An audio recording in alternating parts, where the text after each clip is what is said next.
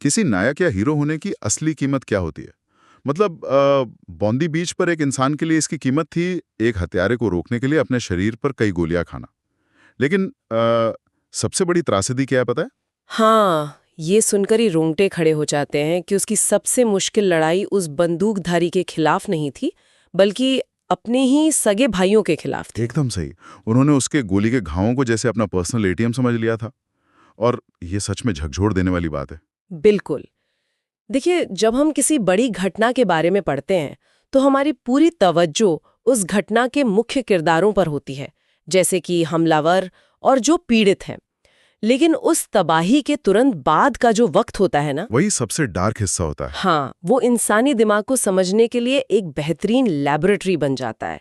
वहां पता चलता है लोग असल में हैं क्या। चलिए इस पूरी कड़ी को खोलकर समझते हैं। हमारे पास जो रिपोर्ट्स हैं वो हमें 14 दिसंबर को बॉन्डी बीच पर हुए उस भयानक हनुका इवेंट की तरफ ले जाती हैं, जहां 15 लोगों की जान चली गई थी। बहुत ही दर्दनाक दिन था वो। वाकई। लेकिन इस गहरी चर्चा में हमारा मुख्य उद्देश्य उस त्रासदी पर शोक मनाना नहीं है। आज हम उसके बाद सामने आई इंसानी फितरत की सबसे हैरान करने वाली और शर्मनाक हकीकत को समझेंगे। मेरा मतलब है चोरी, वसूली और अपनों का धोखा। जब नियम और कानून कुछ पल के लिए धुएं में गायब हो जाते हैं, तब क्या होता है? तब लोग बिल्कुल अपने असली रूप में आ जाते हैं। सामाजिक दायरे जो हमें एक सभ्य इंसान बनाए रखते हैं, वो अचानक से टूट जाते हैं। बिल्कुल टूट जाते हैं। और ये चर्चा इसलिए भी जरूरी है क्योंकि ये सिर्फ एक आम क्राइम रिपोर्ट नहीं है, बल्कि ये ह्यूमन साइकोलॉजी का एक बेहद अंधेरा हिस्सा है। ये हमें दिखाता है कि जब मौत सामने नाच रही होती है, तो कुछ लोगों का दिमाग सहानुभूति की जगह मुनाफा कमाने के तरीके सोचने लगता है। तो चलिए सबसे पहले उस घटना की बात करते हैं जो इस अफरा तफरी का फायदा उठाने की सबसे सटीक मिसाल है। हम यहाँ बात कर रहे हैं पीटर मेयरगर की। हाँ, पीटर जो उस दिन अपना काम कर रहे थे। सही कहा।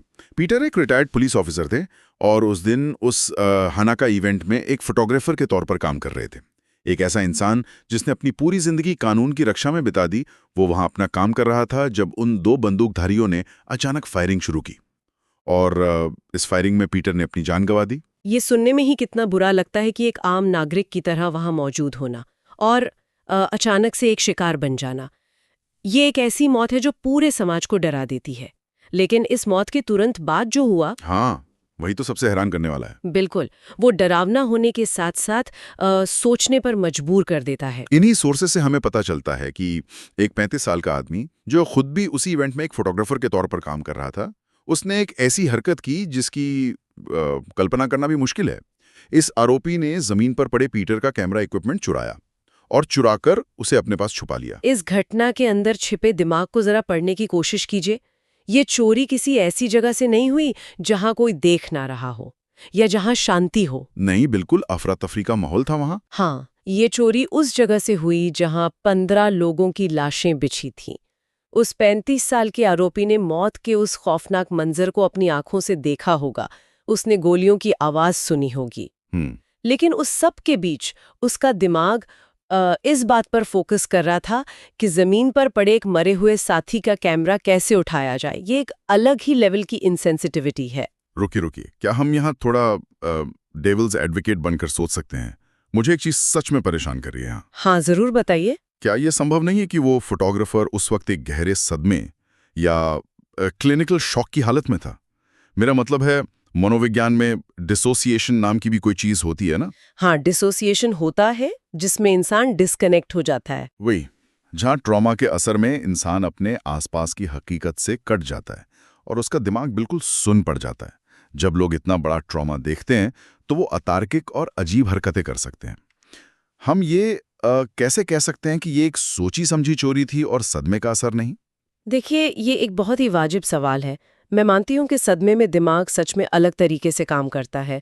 लोग तभी कभी ऐसी स्थितियों में चीज़ें उठा लेते हैं क्योंकि उनका दिमाग खाली हो चुका होता है और वो अपने होश में नहीं होते। हाँ, वही मेरी सोच थी। लेकिन यहाँ जो सबसे हैरान करने वाली बात है, वो ये है कि हमें इस चोरी के बाद के क्रम को देखना होगा। उसने सिर्फ उस दिन कैमरा नहीं उठाया, बल्कि सोर्सेस बताते हैं कि शूटिंग के कुछ ही दिनों बाद उसने उस सामान को एक दुकान पर गिरवी रख दिया ताकि उससे पैसे बना सके। अरे बाप रे! अच्छा, तो मतलब उसने उस सदमे से बाहर आने के बाद भी उस कैमरा को लौटाने का नहीं सोचा? बिल्कुल नहीं सोचा। अगर ये सिर्फ सदमे की वजह से होता तो घर वापस आकर जब उसे होश आता कि उसके हाथ में एक मरे हुए इंसान का कैमरा है तो उसकी पहली प्रतिक्रिया क्या होती? यही कि वो पुलिस को दे दे। हाँ, वो उसे पुलिस या उसके परिवार को वापस करने की कोशिश करता, लेकिन एक पॉन शॉप यानी गिरवी रखने की दुकान तक जाना ये एक सोची समझी और डेलिब्रेट कोशिश है। बिल्कुल, उसके लिए तो पूरा प्लान बनाना पड़ता है। एग्जैक्टली आपको दुकान ढूंढनी पड़ती है, सामान की कीमत तय करनी पड़ती है, वहां जाकर डील करनी पड़ती है। ये बताता है कि जब बाकी लोग जिंदा बचने की दुआ कर रहे थे तब ये शख्स इस ट्रेजेडी को सिर्फ एक फाइनेंशियल अफसर के रूप में देख रहा था। उसका दिमाग बिल्कुल ठंडा और हिसाबी था। ये तो और भी ज्यादा परेशान करने वाला है। और इस कहानी में जो सबसे बड़ा दर्द छिपा है ना, वो पीटर की पत्नी वर्जीनिया के एक पोस्ट से झलकता है। हाँ, वो फेसबुक पोस्ट वो बहुत ही दिल तोड़ने वाला था। सच में, मार्च के महीने में वर्जीनिया ने फेसबुक पर एक अपील पोस्ट की थी कि किसी अनजान व्यक्ति ने आर्चर पार्क से उनके पति का कैमरा उठा लिया है और वो उसे वापस चाहती हैं। वो एक साधारण सा इलेक्ट्रॉनिक डिवाइस उस औरत के लिए अपने पति की आखिरी निशानी था। बिल्कुल, कैमरा सिर्फ एक मशीन नहीं होता एक फोटोग्राफर के परिवार के लिए। वही ना, उस कैमरे में शायद पीटर की आखिरी तस्वीरें होंगी। आखिरी बार उसने इस दुनिया को जिस नजर से देखा था वो सब उसमें कैद था, और दूसरी तरफ उस चोर के लिए वो सिर्फ चंद डॉलर्स का जरिया था। ये दर्शाता है कि एक तरफ अटूट जज्बात है और दूसरी तरफ बिल्कुल बेहिस लालच। यही वजह है कि जब वेंसडे को सिडनी के वेस्टर्न सबर्ब्स में उस आरोपी के घर पर पुलिस की रेड हुई तो वहां की बरामदगी ने और भी बड़े राज खोले। और क्या क्या मिला वहां से? वहां से सिर्फ वो कैमरा ही नहीं मिला बल्कि हैंडकफ्स यानी हथकड़ियां और भी कई अजीब इलेक्ट्रॉनिक डिवाइसेस बरामद हुए। हथकड़ियां? ये तो बहुत अजीब है। और इसी के साथ सोर्सेज ये भी बताते हैं कि उसकी कार की तलाशी में व्हाइट क्रिस्टल पाउडर मिला। अब उस पर चोरी का सामान ठिकाने लगाने, बिना परमिट के प्रोहिबिटेड वेपन रखना और प्रोहिबिटेड ड्रग की सप्लाई और पोजेशन के चार्जेस लगे हैं। हाँ, और ये लिस्ट काफी लंबी और डिस्टर्बिंग है। मेरी एक थ्योरी है इस पर। देखिए, अगर किसी इंसान के पास ड्रग्स और ऐसी चीजें मिल रही हैं तो शायद उसे अचानक और तेजी से पैसों की जरूरत थी। शायद इसीलिए एक क्राइम सीन जैसी भयानक जगह पर भी उसका दिमाग सिर्फ उस कैमरा की कीमत पर अटका रहा। क्या लगता है आपको? आपकी थ्योरी काफी हद तक उसके मनोविज्ञान को समझाती है। एक प्रोफेशनल फोटोग्राफर जो पब्लिक इवेंट्स कवर कर रहा है, अगर उसकी कार और घर से ऐसी गैर कानूनी चीजें मिल रही हैं तो इसका सीधा सा मतलब ये है कि उसकी जिंदगी में कानून और नैतिकता की सीमाएं पहले से ही धुंधली पड़ चुकी थीं। मतलब वो पहले से ही उस डार्क रास्ते पर था। हाँ, जब एक इंसान अपनी आम जिंदगी में नियम तोड़ने का आदी हो जाता है तो उसका नैतिक पैमाना, जिसे हम मॉरल कंपास कहते हैं, वो धीरे धीरे टूटने लगता है। इसीलिए उस खौफनाक दिन जब किसी आम इंसान की नैतिकता उसे एक मरे हुए साथी का सामान छूने से रोकती, उस शख्स को अंदर से ऐसी कोई आवाज सुनाई नहीं दी। उसका दिमाग सिर्फ अपनी उस वक्त की दरकार यानी पैसों की जरूरत को पूरा करने में लगा था। ये कैमरा चोर हमें सिखाता है कि कैसे अनजान लोग ऐसी अफरा तफरी का फायदा उठाते हैं। लेकिन फिर भी एक अनजान चोर का होना उतना डरावना नहीं लगता। आखिरकार वो सिर्फ एक अनजान इंसान था। सही बात है, एक अनजान इंसान से धोखा खाना एक अलग चीज है। असली खौफ तो तब पैदा होता है जब धूल बैठ जाती है, जनता की नजरें हट जाती हैं और आपसे वसूली करने वाले आपकी अपनी ही डाइनिंग टेबल पर बैठे होते हैं। ये हमें इस कड़ी की दूसरी घटना की तरफ ले जाता है। एक ऐसी कहानी जहां धोखा बाहर वालों से नहीं बल्कि उन्हीं लोगों से मिलता है जिनकी रगों में आपका खून दौड़ रहा हो। हम बात कर रहे हैं उस दिन के असली हीरो अहमद अल अहमद की। अहमद की कहानी ने तो उस वक्त पूरे देश की आंखों में आंसू ला दिए थे। एक सीरियन ऑस्ट्रेलियन दुकानदार जिसने अपनी जान की बाजी लगा दी। जब भीड़ इधर उधर भाग रही थी, अहमद अपनी जगह पर खड़ा रहा और उसने बंदूकधारी साजिद अकरम को सीधे टक्कर मारी। उसने अपने निहत्ती हालत में उस हमलावर से उसकी बंदूक छीनने की कोशिश की और इसके लिए उन्होंने बहुत बड़ी कीमत चुकाई। अहमद के हाथ में कई गोलियां लगी। तब से लेकर अब तक उनकी कई सर्जरीज हो चुकी हैं और शायद उनका शरीर पहले जैसा कभी ना हो पाए। हाँ, वो फिजिकल ट्रॉमा उन्हें पूरी जिंदगी सहना पड़ेगा। लेकिन इस सब के बाद आम जनता का जो समर्थन उन्हें मिला, उसने एक नया इतिहास रचा। पब्लिक सपोर्ट का एक ऐसा सैलाब आया जिसने सच में सबको रुला दिया। अहमद को राइटफुली हीरो का दर्जा मिला और उनके लिए शुरू किए गए एक फंड रेजर में लगभग 2.5 मिलियन ऑस्ट्रेलियन डॉलर्स यानी करीब 1.8 मिलियन यूएस डॉलर्स जमा हुए। ये एक बहुत बड़ी रकम है। ये पूरे देश का उन्हें शुक्रिया कहने का एक तरीका था कि आगे आने वाले सालों में उनका और उनके परिवार का ख्याल रखा जा सके, उनकी सर्जरीज कवर हो सकें। बिल्कुल। और यहाँ बात सच में बहुत दिलचस्प हो जाती है, मेरा मतलब है उतनी ही शर्मनाक भी हो जाती है, क्योंकि शूटिंग के बाद अहमद के 2 भाई हुज़फ़ा अल अहमद और समय अल अहमद ऑस्ट्रेलिया आए और उसके साथ आके रहने लगे। और पहली नज़र में देखें तो ऐसा लगता है कि ये तो बहुत अच्छी बात है। एक घायल भाई जो इतने बड़े सदमे से गुजर रहा है, उसे देखने और सहारा देने के लिए दूसरे देश से उसके भाई आए हैं, एक सपोर्ट सिस्टम मिला उसे। लेकिन उनके वहां आने की असली वजह सहानुभूति थी ही नहीं। नहीं, बिल्कुल नहीं। उनका आना एक पूरी तरह से अलग मंसूबे का हिस्सा था। कोर्ट के दस्तावेजों के मुताबिक जब वो वहां आए तो उन्होंने अपने घायल भाई की देखभाल करने के बजाय और उसे धमकाना शुरू कर दिया। उनका मकसद था उन पब्लिक डोनेशंस में से अपना हिस्सा मांगना। ये दिमाग में घुसता ही नहीं है। उस भाई के बारे में सोचिए जिसके हाथ में गोलियां लगी हैं, जिसका शरीर बंधा हुआ है, जो रात को ठीक से सोने पाता होगा दर्द की वजह से। उसके पास उसके अपने सगे भाई बैठे हैं और वो उसकी फिक्र करने के बजाय उस पर दबाव डाल रहे हैं कि उस $2.5 मिलियन में से उन्हें क्या मिलेगा। ये किसी भी इंसान को तोड़ देने के लिए काफी है। मैं सच में इस मानसिकता को समझने की कोशिश कर रहा हूँ।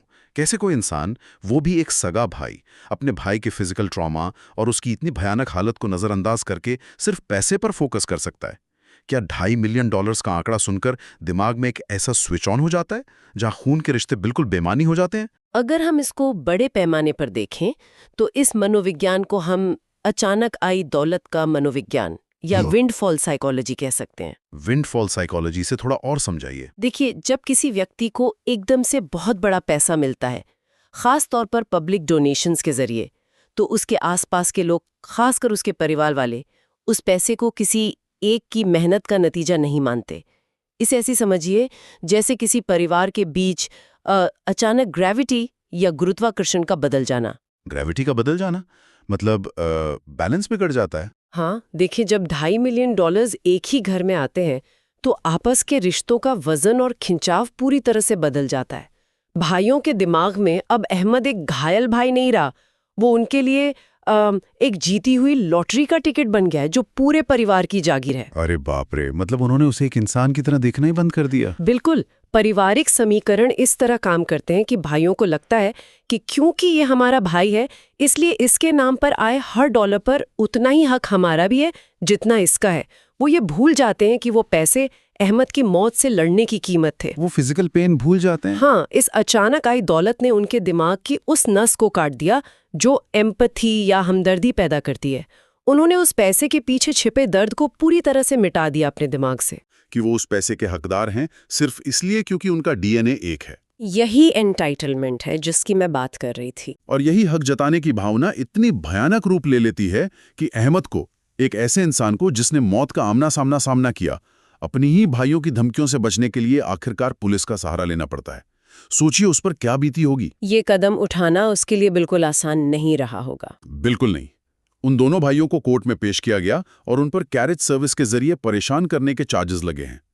हैरात की बात तो यह है कि उन्होंने उसके सामने खड़े होकर आंखों में आंखें डालकर धमकी भी नहीं दी। हाँ, क्योंकि कैरेज सर्विस के चार्जेस आमतौर पर तब लगते हैं जब आप फोन या इंटरनेट का इस्तेमाल करके किसी को धमकाते हैं। यानी वो डरपोकों की तरह फोन और मैसेजेस के पीछे छुपकर अपने उस भाई को धमका रहे थे जिसने एक हत्यारे को उसकी आंखों में आंख डालकर रोका था।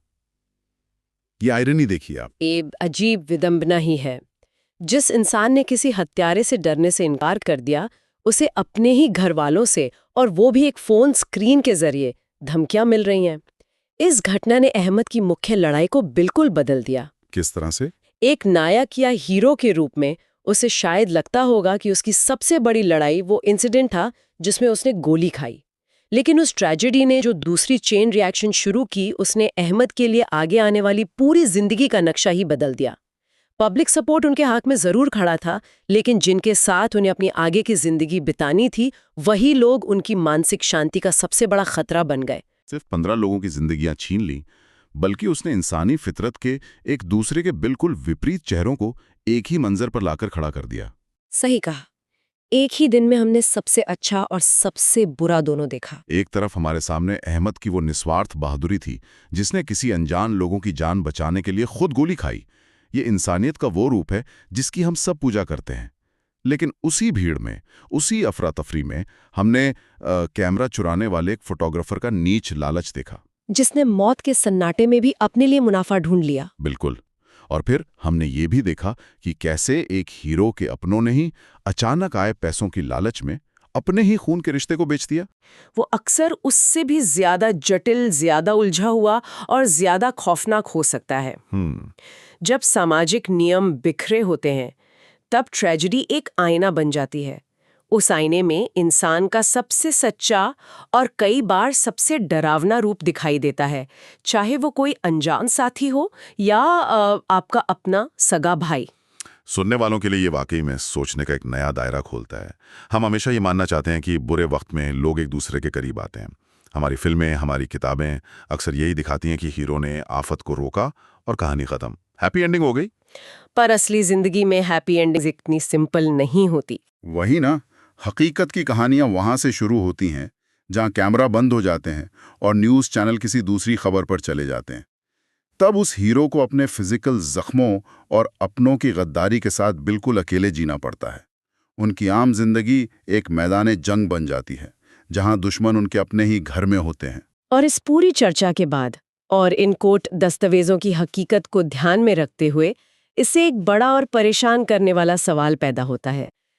मेरा मतलब है कि एक ऐसा सवाल जिसके बारे में हर किसी को सोचना चाहिए। वो सवाल क्या है? क्या जनता का बेशुमार प्यार और लाखों डॉलर्स का समर्थन असल में किसी हीरो की जिंदगी आसान बनाता है, या ये उसकी पीठ पर एक ऐसा टारगेट सेट कर देता है जहां वो अपने सबसे करीबी लोगों पर भी भरोसा नहीं कर सकता?